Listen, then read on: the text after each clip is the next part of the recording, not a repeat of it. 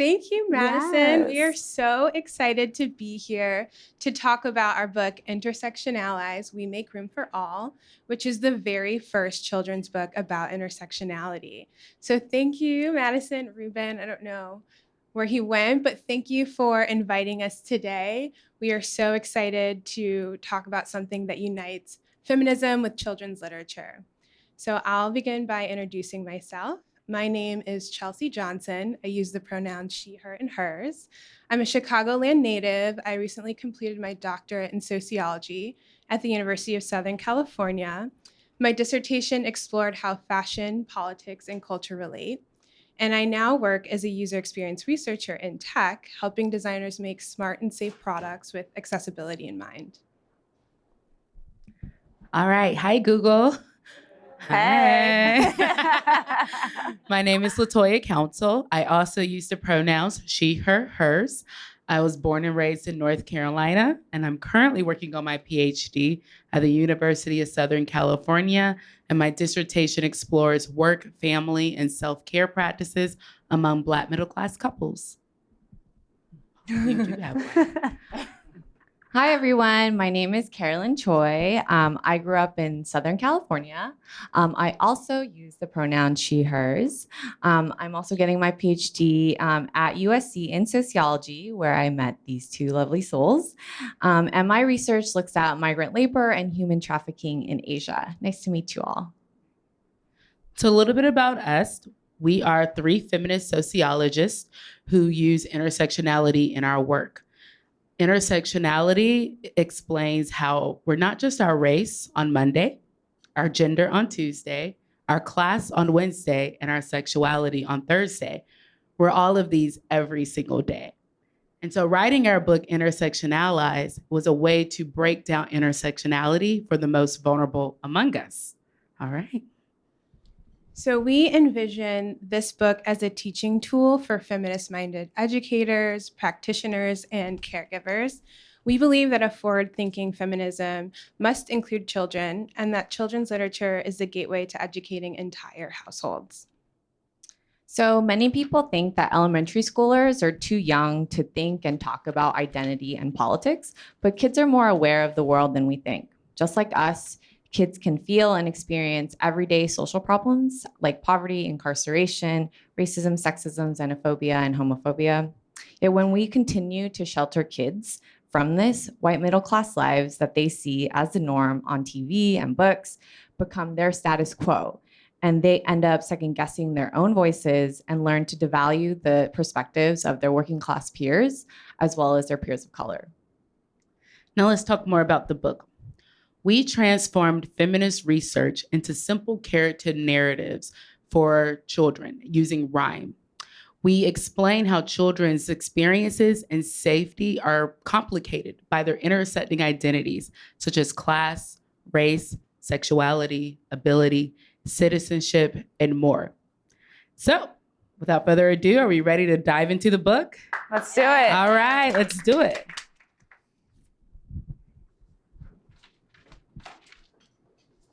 So some of you guys who are with us can read along if you got a copy of the book early.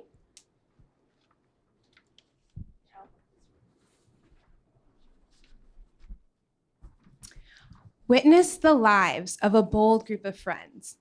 If one is in need, another defends. Age is one trait that each of them share, but kids' lives are unique, as you'll soon be aware. Each child has a story and their own point of view, filled with passion and power, just like you.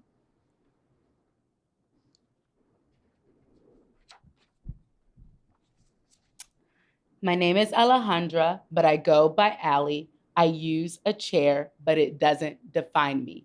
Instead, it allows me to zip, glide, and play. When I need to get through, my friends help make a way.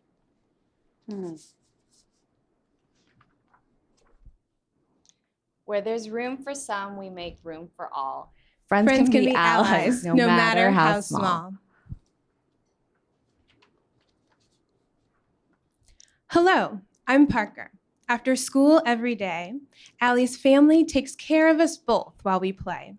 My mom works hard to provide for me. Her love's the source of our stability. Not toys or money, nor treasures untold. Community care is more precious than gold.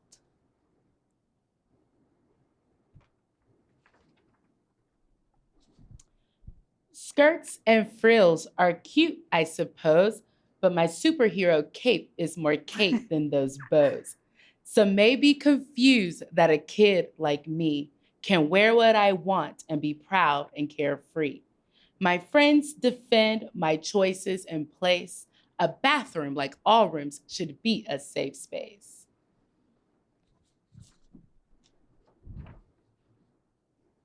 My name is Adila, and just like Kate, what I wear inspires endless debate. Some give, some chant, some sing, some pray. My hijab is my choice. You can choose your own way.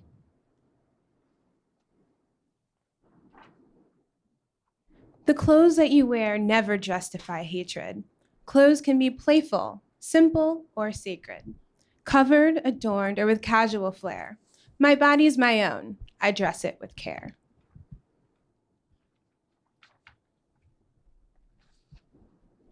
My name is Naya, and with what's on the news, it's easy to be frightened or sing the blues. For her, for them, for him, for me, we all deserve to breathe and be free.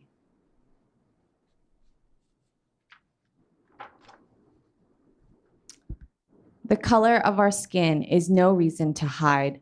We protest for safety, equality, and pride. Our friends join along in solidarity and love. This is the stuff that allies are made of.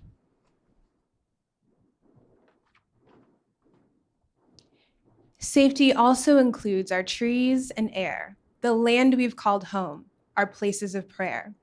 I am Dakota, and like my ancestors, my tribe and I are water protectors. From profit and power, we stand up to preserve our nations, our cultures, the respect we deserve.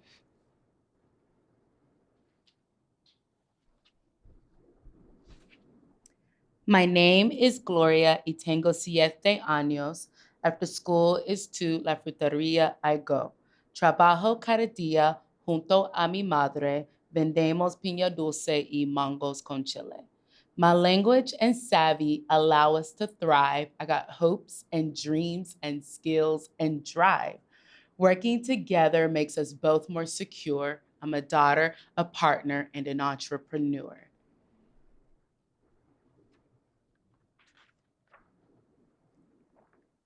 My name is Hee Jung, and I was born in Seoul. I moved here when I was 5 years old. I'm part of what's called the 1.5 generation. My parents and I span 2 different nations. Like Gloria, I'm a help to my mother by translating for her one word to another.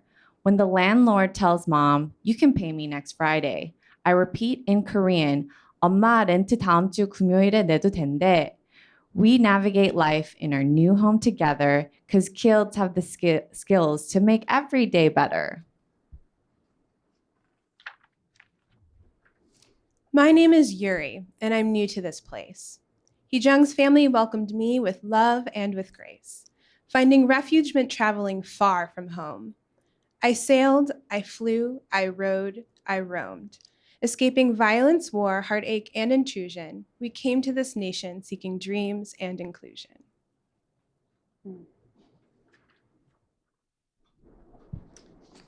From near, from far, from here, from there, we're more than our origins, and we all deserve care.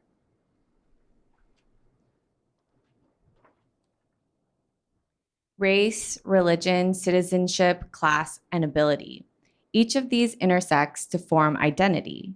Age, gender, size, and skin color too can make living life different for a friend than for you. Barriers and biases are often to blame. We strive to be equal, but not all the same. Life's ups and downs can take many forms, but standing together, we'll rewrite the norms. How about you all say this with us? Yeah. Where there's room for some, we make room for all. Friends can be allies, no matter how small. Yay. So the book ends there, but it doesn't end there. At the end of Intersectionallies, you'll find a page-by-page discussion guide because each of the characters were formed from feminist research in the academy. So you can learn more about each character and what inspired their stories in the back. And also because intersectionality is one of those concepts that people feel like they need to know, but it's tough and it's a big word. We help you out there too. So it's perfect for you, for your parents, for your kids, and really for anyone. So thank you. Awesome. Well, another round of applause for the reading of that book. I felt like just hearing that children's book, I was like, yes, I need to read this book. Like, this is not just for children, this is for adults as well, which leads me into the first question that I have and that I know is such an important foundational question for this conversation. What is intersectionality and how do you guys define it from like an academic research perspective? So as mentioned in the presentation, intersectionality just explains how we're just not our race on a Monday or our gender on Tuesday. We're all these things every day. Coined by law professor Dr. Kimberly Crenshaw, who also wrote the foreword for our book. Her goal was to explain how complex and multifaceted our society and lives are. So when things happen to us, it can feel like a multitude of things coming at us at one time. That's because institutions, ideologies, and our identities, our race, class, gender, sexuality, citizenship status, and more, shape and intersect and inform and give meaning to those experiences. And it's just like hitting us, and not just hitting us, like a one-way street. Right. That's intersectionality. So all of those things intertwined really create the experience that we have in life. And it's important to understand how those things intertwine, create that experience and how that affects different individuals. Exactly. Awesome. You're ready for the Academy Act. Oh my gosh. Woo, okay. What was the like true inspiration behind this book and how did it come to be? Like, how did you guys meet each other? How did this gloriousness shape up? Yeah, so the three of us first met in graduate school. We were all sociology and gender studies doctorate students, and we all shared an interest in using intersectionality and social justice in our work. And so while LaToya and Chelsea first learned about intersectionality at Spelman College, a historically Black college for women, I was exposed to intersectionality outside of the academic setting when I was doing community organizing work with migrant women's groups in LA. And so at USC, we were 3 out of a handful of women of color graduate students in our department. This experience, along with our shared interests in feminism, gender studies, intersectionality, activism, social justice, is really what brought us together. And from there, we decided to combine our interests to collaborate on this social justice project known to you all as IntersectionAllies. And we've been writing together ever since. So, that's amazing. In the academic world, typically folks write for other academics, and it's kind of information that might stay in the academic world and doesn't always reach the sort of broader public. So why was it so important for you guys to take all this research, all these things you've learned, and flip it for an audience like children to really easily understand this subject? Madison, you're absolutely right. We, mostly as academics, our work stays in the ivory tower. And for us, that wasn't enough. We come from communities of color, we study communities of color, and we wanted to make sure, how can we give back to our communities, the communities that we study and serve? How do we do that? And writing this children's book was a way to do that because feminism has taught us that the personal is political. Mm-hmm. And who better else to go where that too is everyday folk who are dealing with these complex issues. Why a children's book in particular? Well, that's a good question. So none of us have had experiences writing children's literature before. We're ethnographers. So we've written ethnographies, these long academic books. But I worked in summer camps during my breaks, #grad student life. You need money in the summertime. And I noticed that kids were more aware about the world that they were living in than what I gave them credit for. Mm-hmm. And so working with kids just brought to our attention that They know the issues, and they're largely missing from feminism and sociology and conversations that we're having in the academy. And we're producing this knowledge and we're talking about these issues, but we're forgetting that other piece. So they will benefit from it the most. So we decided to bridge the gap between academia, children, and K through 12 education. Why not? Yeah. So I've know a little bit about the children's book world. I have a friend who also wrote a children's book recently, and one of the things that she mentioned to me was that you see children's stories that are all the same. So what makes this book stand out in the children's book world, and why is it different than, you say this is the first children's book ever written about intersectionality. What does that mean for the world of children's books, and what do you believe that impact that will have in this space? So what's really popular in the children's book world is multiculturalism. So seeing a bunch of different people from all over the world. And multiculturalism actually in the academy is a pretty dated concept. We think about it as like tokenizing different groups of people without really understanding their experiences. So what we wanted to do with Intersectionallies is go a little bit deeper and move beyond symbolic representations of difference to understanding people's life stories and instructive ways of demonstrating activism and allyship. And a second way that Intersectionallies is different and really stands out in the children's book world is that it's research-based. So all of the character narratives are based off of scholarly research. For example, Hee Jung's character, who's translating for her parents, is based off of Hae-young Kwan's work, where she interviewed dozens of Mexican and Korean 1.5 generation immigrants in Los Angeles to understand their experiences translating for their parents, knowing more about rent and about money and about healthcare than a lot of other kids do at their age. Gloria's research is based on Amira Strada's work. She's a sociology professor at ASU, and she interviewed kids in Los Angeles who sell food and other things with their parents on the streets in Los Angeles. And at the time, that was criminalized. And so it was a really precarious sort of work. People don't think about children as workers, and they are. So Intersectionality is really a way of bridging everyday people's experiences, academic understanding of those experiences in the most simple way. Awesome. So, yeah. Is there like a particular age that this book is good for? What do you guys recommend for folks that are going to be reading this book to their children and doing the lessons with them in the back and things like that? So we wrote this book with everyone in mind. It's officially leveled for kids ages 6 through 12, so grade schoolers. But what I like to do with my 2-year-old niece when I'm reading it is play Spot the Cat.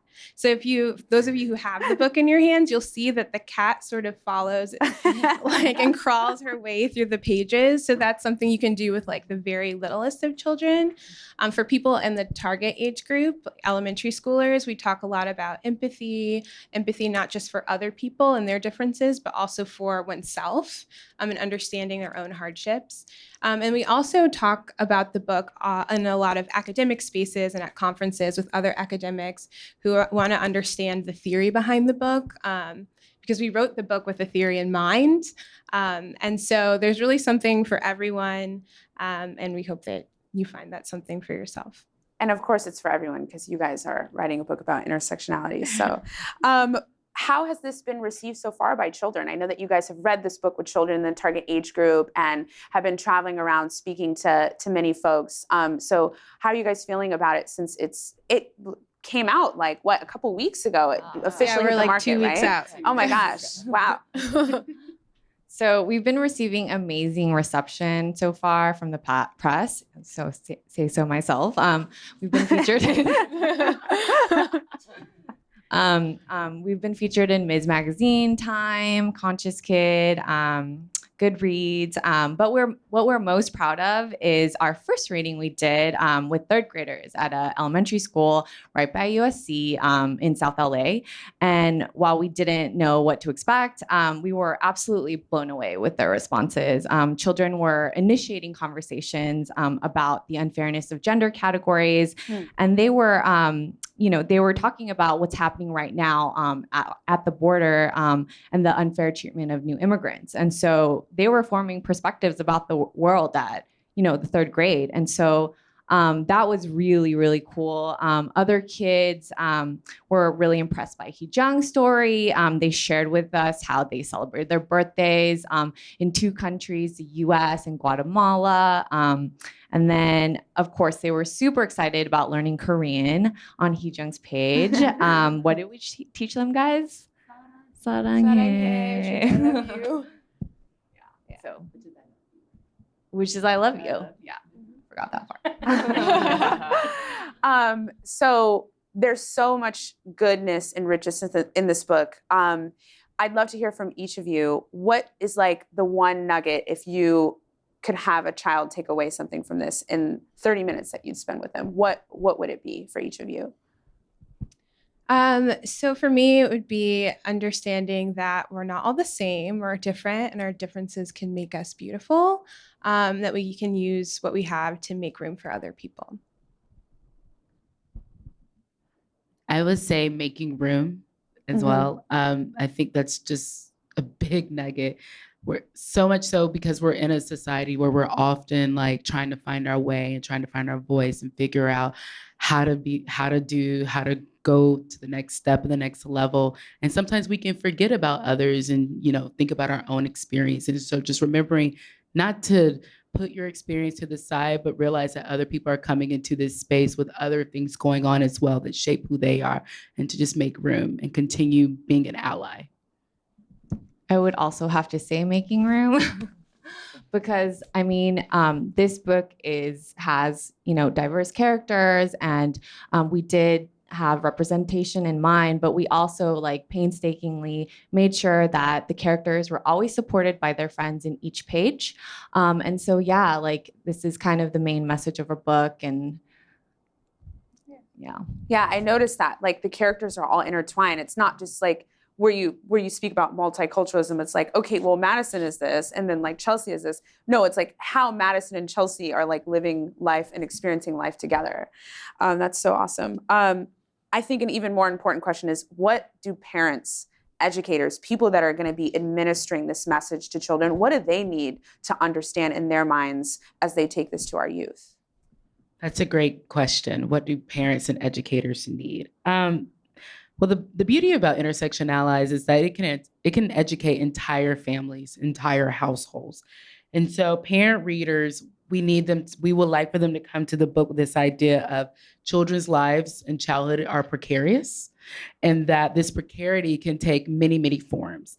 And so with reading our book, we hope that they come to realize that to show empathy for those who are the most vulnerable among us, children from all backgrounds. Yeah. What was the funnest part about writing this book? So what I think we all had the most fun with was writing with each other.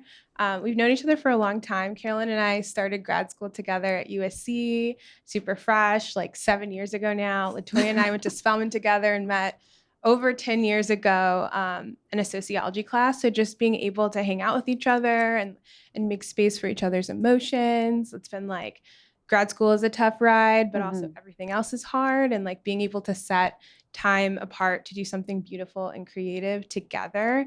Writing in academia is typically done solo, and it can be really isolating. You can be in a room just writing by yourself alone for years. And so being able to flip the script on that and get creative with one another. And there's so many more ideas that come and happen when you have 3 people in the room. That's been the best. Yeah. What was hard? So the hardest part was making sure that we represented all of the characters as best as we could. We don't share all of the experiences that are represented in the book. For example, Kate's character is gender fluid. We don't have that experience, but we approached it like we do all research. We talked to people, we asked people who live that every day, what would they want to see represented in the book? What did they wish that they had in children's literature growing up? How could we make something that made them proud and that eased their conversations with their families and their friends? We asked people what the character should be wearing, what should be hanging on the walls, how people should be sitting, and how people should express themselves. And so that part of it was also a learning experience for us. It's a research project in and of itself, in that vein. And that was hard, but it was also really beautiful and illuminating. Yeah. When I was reading the press release for this book, there was a mention of forward-looking feminism and that it starts with children. And I thought that that was a super interesting thing to say. And I think a lot of people, if they heard the term forward-looking feminism, they're like, what does that mean? And why does it start with children? So I'd love to get your guys' perspective on that. So children are our future. They are our next politicians, teachers, parents, and caretakers. So to make sure that they're doing those jobs well and they're showing empathy and love, this is what this book does. This is intersectional feminism at work. So when they vote, when they hire, when they plan, and when they love, we want them to do it with a conscious heart. Hashtag, because I love my hashtag. Believe in the power of love, really. Right. Yeah. That's a good segue to my next question. Diversity, intersectionality, just making room, like we're making room for each other on this stage and the people in this room. Hot topic in tech, hot topic in the technology industry. How do you guys think books like Intersectionallies and just the conversation of intersectionality is applied in tech, right? And like, how do we get better as Googlers, as people that work in the technology industry and influence it in this conversation? Yeah, so tech talks a lot about diversity, and diversity is an adjective. It means there are lots of different people in a workplace that come with their own experiences, and that's a beautiful thing. Intersectionality is different. It's a framework, it's a perspective, it's a way of holding multiple things up in your hands at any given time and understanding that they combine together to make an experience unique. So I recently now work in tech as a user experience researcher, and I at LinkedIn. And so what that means for us is understanding that the workplace is stratified by race, by class, by gender, by citizenship status, which also impacts work. And so in order to design with all people in mind, you have to understand how your products are either excluding people or making things more difficult for people, or not understanding that like people can't see a button that you're putting. So the ability is something that you also need to think about. So intersectionality, like diversity is typically applied to how we think about people in the workplace. Intersectionality can do that too, but it can also be applied to how you think about product and how you think about process. Awesome. How do each of you live this way of life, right? Because intersectionality, again, it's not just like a thing, it's like a way that we decide to live and march our daily lives. So how do each of you practice that as you move through life and move through sharing your work with others? So we incorporate intersectionality in our lives by staying curious. We're curious researchers. We are compassionately interested in other people's experiences and what they're going through. And we acted that out in making this book. We researched characters, as mentioned before. We asked friends, family members, colleagues, even strangers, what's going on in your world? Tell us your story. That's a beautiful word that qualitative researchers like. We like to ask that question. Tell us your story. Tell us about you. And the reason why is because you telling us your experience and we're putting that on page for you. So that's how we live intersectionality. We don't assume, we ask first, we tell. We hope to inspire that at Google as well. We hope that this book inspires that, to bring compassion to your coworkers, and where you ask each other, what do you need? How do your actions or inactions affect someone else? So that's living by intersectionality, I think. I think like also in tech, like at a workplace where you're creating things for others, thinking about that for your users too. So how does my action or inaction impact the people who are coming to the product at any given place?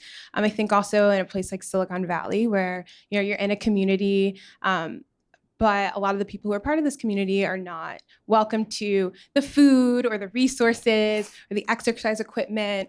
And so like thinking about how we operate in a place that has multiple levels, we're not all employed equally or adequately. And so thinking about that as like we move through space and as we move through the world, and knowing like who are we making things for, what are they bringing into the space, how can we think about what we create in a way that's inclusive, and thinking about like which differences make a difference in any given situation. So not all differences are relevant at any particular time, but coming to a process or a product thinking, okay, what differences make the most difference here? What differences will impact people's quality of life? And how can we design around that in mind? And sometimes that might be inviting the community in to conversations about what you're creating or what projects you're working on or what the end goal of whatever engineering work you're doing or marketing work is.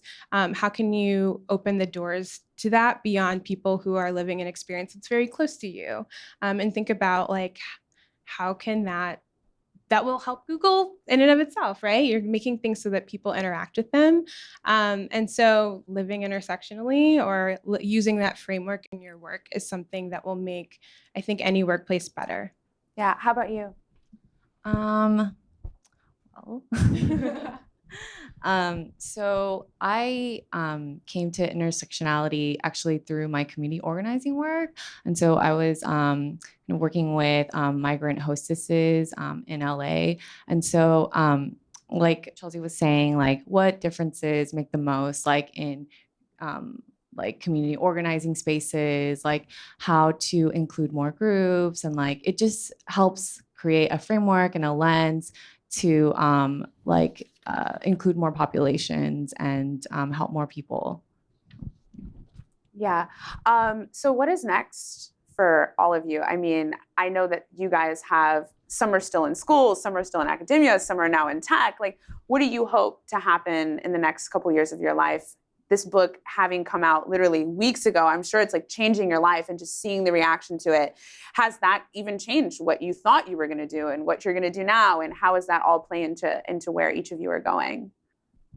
So I'm definitely going to still stay in academia, after I graduate. But I feel now that this book has changed my life to the point that academia is my love, it's my heart, but so is people, social justice. I'm a public sociologist.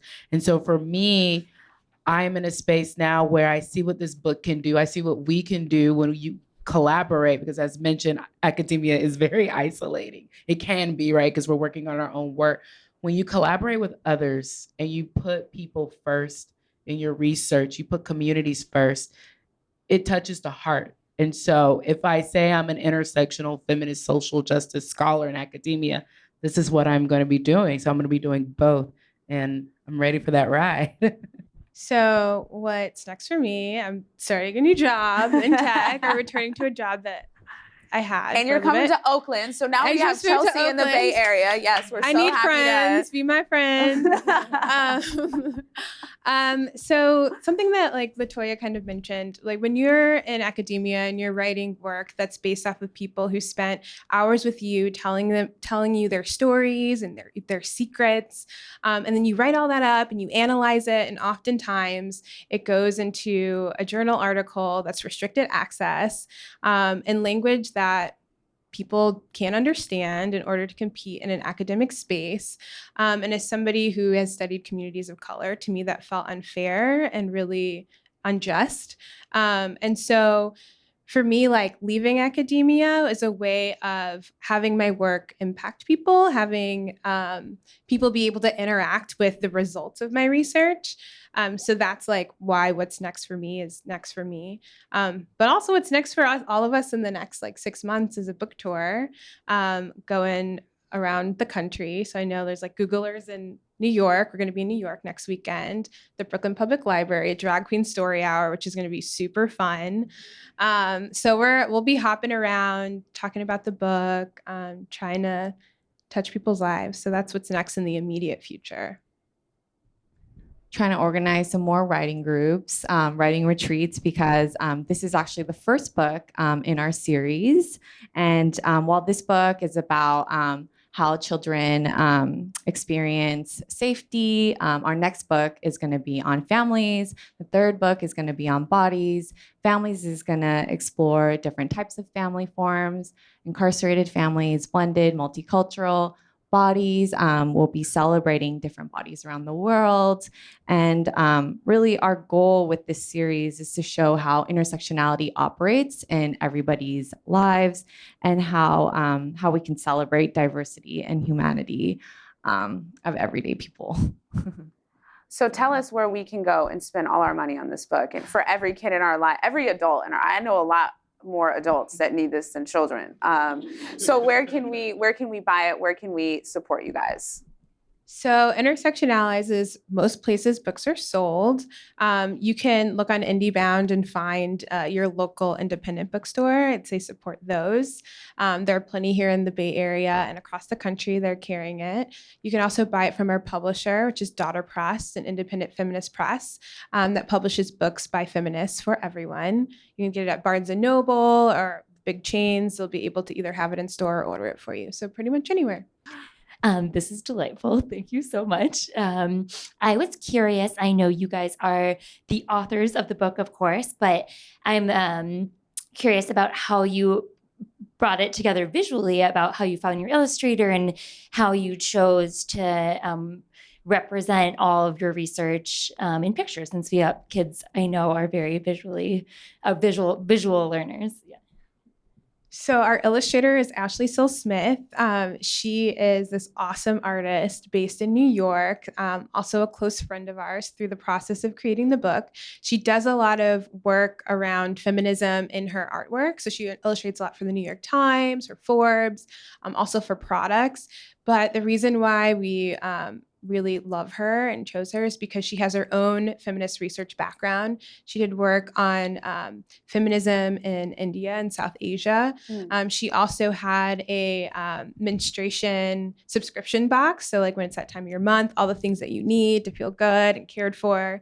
And she also had a period museum as well. So she is like spans both art and academia and entrepreneurship in a feminist way, and she's super dope. So it was important for us to choose an artist who understood the message behind the book. You'll notice like the style is kind of like printmaking, and there's a lot of overlapping colors, and we wanted to visually sort of portray this overlapping understanding of identity and of institutions, and she did that so beautifully. So there were a lot of like friends that we could have asked, or like people who were like right next door, or a cousin. But for us, it was really important to choose an artist who could take it out on her own and be able to talk about the book on her own in a really sophisticated way, but also who really understood what we were trying to create and portray. So that's a really good question. You can find her work. She does like so many beautiful things. She has prints of like all of her other just gorgeous art. It's beautiful. Hey. Hi, Charles. Hey. Hey, this is great. I really enjoyed it. It's kind of like, you know how Disney movies are made for the parents to enjoy them too, and children to enjoy them at the same time? That's what I felt reading this book. And Candace and I did try to find the cat, and I didn't see him on one of these pages. There's just one. So my question is, identity is like something that's really important, right? It shapes how we perceive the world, how we understand the world interacting with us. And it's not something we've necessarily talked about. I would say my parents, right? We didn't have conversations about intersectionality, and we didn't talk about like how complicated that can be. And so I think we have a generation above us, right, that didn't have many of these conversations. We now are beginning to have these conversations, and I think it's part of our responsibility to educate the youth, right, and have them start from a different place with these conversations about identity, intersectionality, and understanding how we help one another. So the good news is this book is still written, right? The bad news is you didn't write it. Your parents wrote it. So how does how does your parents reading this book to you, the people that wrote this, right? How would this have impacted or changed anything in your life? So if we would have had this as Yeah, kids, if your parents wrote this and they read this to you as a child, yeah, in between the ages of 6 and 12. yeah. So we kind of actually like implicitly talk about this in the book in our bios. So growing up, I was always like the only Black girl in my classrooms. In a lot of my friend groups and Girl Scouts, I was always the only. And I knew, like now as an adult, I know like, okay, my parents put me in certain places in order to have like a quality public education, but that came at a cost. And I felt that cost every day in ways that I felt excluded, ways that people touched me, and the history that I didn't learn during the school day. And that always felt like horrible. I was going to say another word, but it felt bad. And it felt really uncomfortable. And I didn't have the words to talk about it. And I also didn't have the understanding to be able to talk with my parents about their choices. So I think if I would have had this book as a kid, I would have been able to start having the language to understand race, not just as like something that you hear on the news, but how it applies to me, and how my experience differs from my classmates, and being able to just like begin a conversation about that in a way that's like feeling based versus just like, you need to go to school and you need to get good grades and like this is what we want from you. So I wish I would have had this book as a kid for that reason. Yeah. So if I would have had this book as a kid, it would have been great. I am from rural North Carolina, and growing up, I was a child of a single parent mom. And so when I was growing up, kid of the early 90s in a rural community, moms could still stay home while dads worked in my community. And so going to school, I also went to a predominantly white rural school, so keep that in context. In North Carolina, a lot of my friends, their moms were still home, but their dads were working. But I was in a house where my mom worked multiple jobs to take care of my sister and I. And people would ask me, why does your mom work? What is that? Like, what's wrong? And it made me feel othered and like something was wrong with my family, but given the context and divorce. So having this book as a kid and seeing a character like Parker, whose mom worked, but she was able to stay with a community friend while her mom worked, really would have helped me see my experience in a very different way. Yeah. Yeah, if I had this book, if I was a kid, it would have really saved little Carolyn's life. I think I was, I grew up in LA, it's diverse, but I helped my parents at their store. I was a parentified kid in a lot of ways. I was we call it language brokering when we translate for our parents. And those experiences, like I didn't really get to share it with anyone. And it was just something that I just held within me. But yeah, if like we are really celebrating these children and their bravery and their experiences. And so if I had this book, I would have had so much more confidence than I have now. And I think I would have felt at an earlier age that I belonged. And so that's why I think this book is so important. Yeah. So the things that I've been working a lot with trying to create an impactful material for allyship, particularly here for the LGBTQ plus community.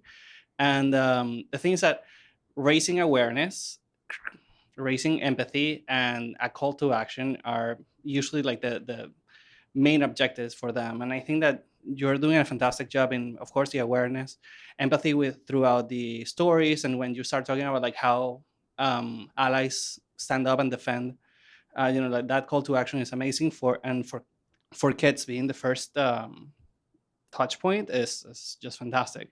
Now for adults, it's raising awareness is super easy, and we can use images and numbers and so on.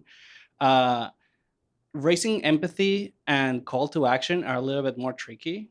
So I was just wondering if you through the process of writing this book, or even through the studies, because you share a huge amount of different experiences, and even from what you're studying. So do you have any tips on how to actually raise empathy and call to action, or how to incentivize this action for being better allies in adults?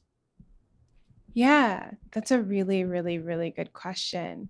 I think what we're trying to show through the book and as a way of raising empathy is that like I think we also often think about intersectionality as like a theory about Black women only. And what we're trying to do with the book is show that like you can use an intersectional framework to understand anyone's experiences. And it's not just Black people that have a race, or queer people that have a sexuality, or working class people that have a class. So I think bringing all of the humanity into a conversation about what it means to occupy an identity is a first step. I think people think about like other people in that way, or think about like a particular group as entirely separate, and that like raising empathy piece of understanding that we all occupy all of these categories is a first step.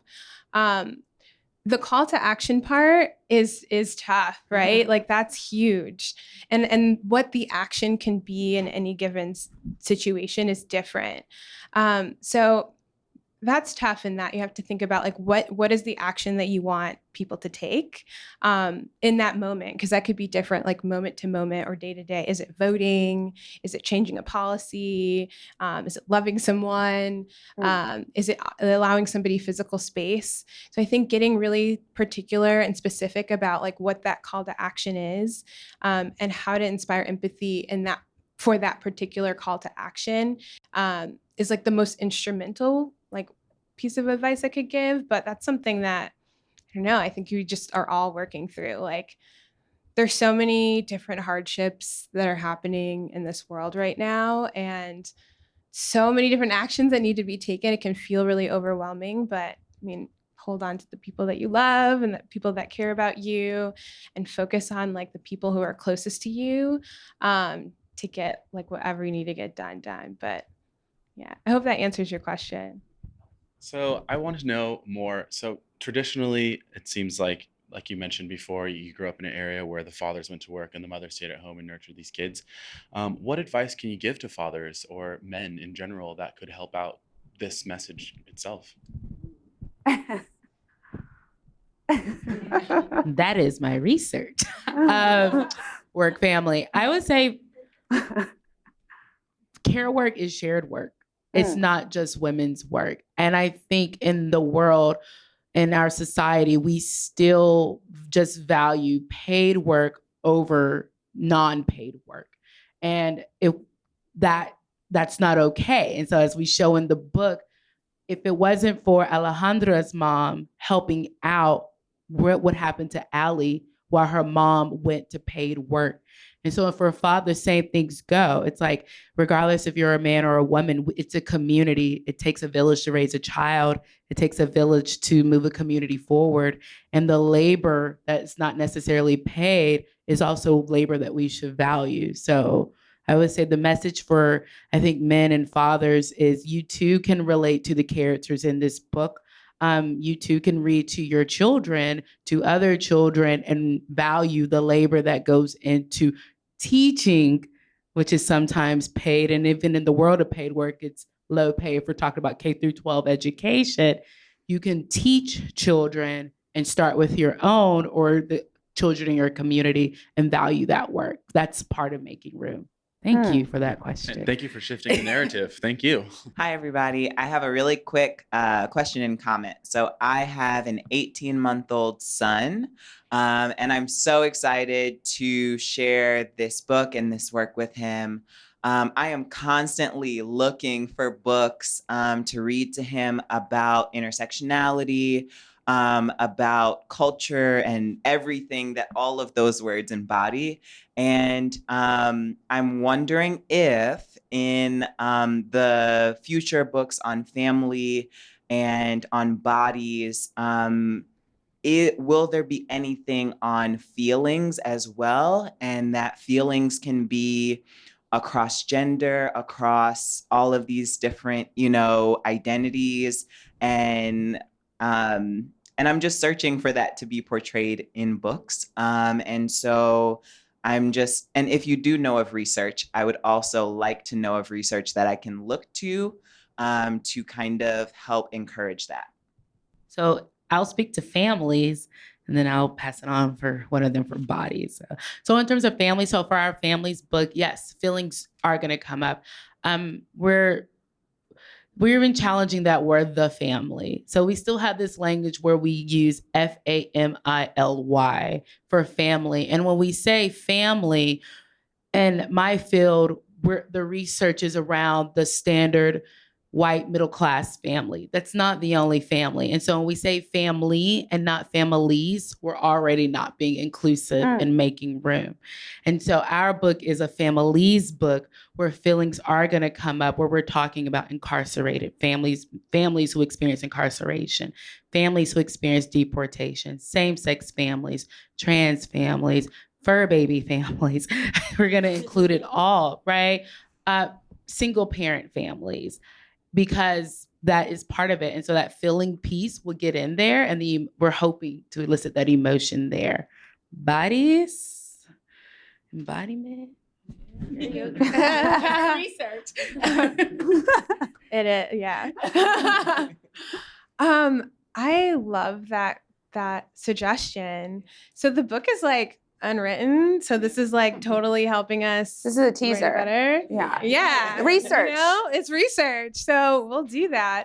Yeah. And I think like something that we did in this book that we hope to do in future books is like, acknowledge that like not everything is perfect all the time, and people are not always happy about like whatever situation they're in. And sometimes people are really excited about new situations that they're coming into. So that is something that we hope to do in thinking about bodies, but all of the future books is just like an acknowledgement, like not thinking about kids as if they don't have feelings about what their experience is, but that just honoring whatever place people are in, and that can vary because it does vary in everyday life. So yeah.